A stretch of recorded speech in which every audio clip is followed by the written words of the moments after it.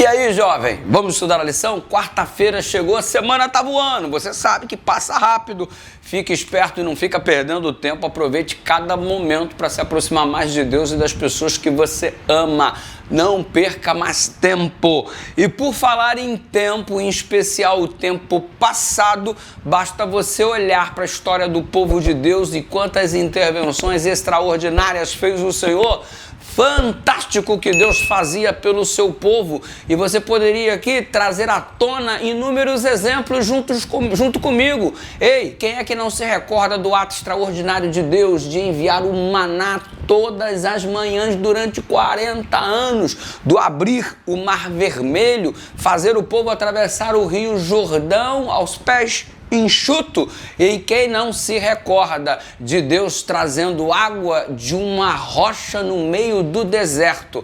Coisas extraordinárias, uma coluna de fogo à noite para iluminar e aquecer, e uma coluna de nuvem durante o dia para proteger do calor do sol no meio do deserto. Ei, o cuidado de Deus, coisas extraordinárias. Ou seja, estas coisas não podem ser perdidas, precisam ser contadas, precisam ser relembradas, precisam ser passadas adiante, porque assim não se apaga a intervenção de Deus. E se a gente se esquece do jeito como Deus dirigiu a gente no passado, que tipo de confiança nós vamos ter em relação ao futuro? Se você olha para o passado e vê a mão de Deus, então no presente você tem confiança que no futuro, da mesma forma, a mão dele te sustentará e te guiará. Estas histórias, elas eram relembradas através dos altares, onde as coisas aconteciam, altares eram construídos. Exatamente, olha, foi aqui que aconteceu isso, foi aqui que aconteceu aquilo. A experiência do Abraão é um testemunho vivo disso. À medida que Deus ia fazendo milagres, ele ia construindo altares de recordação.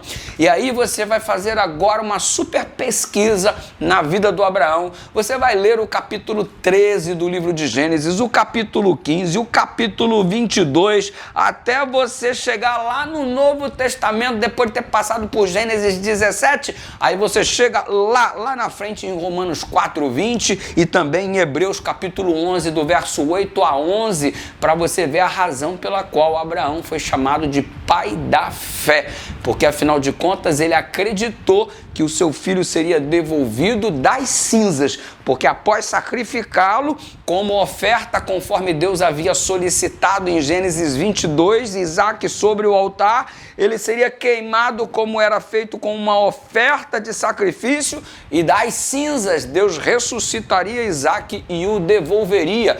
Por isso, ao pé do monte, no versículo 5 do capítulo 22 de Gênesis, Abraão vira para os servos e diz assim: eu e o garoto iremos até lá, e havendo adorado, voltaremos, no plural, irmão, voltaremos. Ou seja, ele acreditava que não iria perder Isaac, o filho da promessa, de jeito nenhum, porque o que Deus dá, ele não toma, e Deus cumpre sua palavra sempre, e Abraão estava acreditando. E mais do que isso, ele recebeu uma revelação extraordinária ao perceber o Cordeiro de Deus que tira o pecado do mundo. O Cordeiro foi sacrificado no lugar de Isaac. Era todo um processo pedagógico para anunciar o que Cristo faria pela raça humana. Ei, extraordinária a história do Abraão. Como não recordar destes episódios? E como isso era possível? Através dos altares de recordação. Ei, que tipo de altar de testemunho você tem dado para que as pessoas saibam da intervenção de Deus na sua vida? Tem que contar. Passa adiante essa bênção em nome de Jesus. Vamos orar, Pai querido. Ajuda-nos a sermos testemunhas vivas do Teu poder e Tua graça operando em nossa vida, em nome de Jesus.